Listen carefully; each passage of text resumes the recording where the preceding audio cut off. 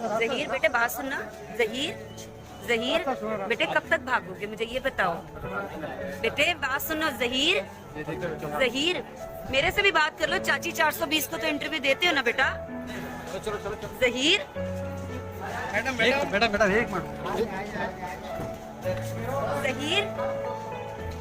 जहीर चाची 420 को भी तो इंटरव्यू देते हो ना। 2-3 सवालों के जवाब दे दो। तुम तो कह रहे थे कि मैं मर जाऊंगा दुआदारा के बगैर, अब उसको वहां पे छोड़ दिया है। हाँ अभी कहाँ गई मोहब्बत? अभी कहाँ गई मोहब्बत है?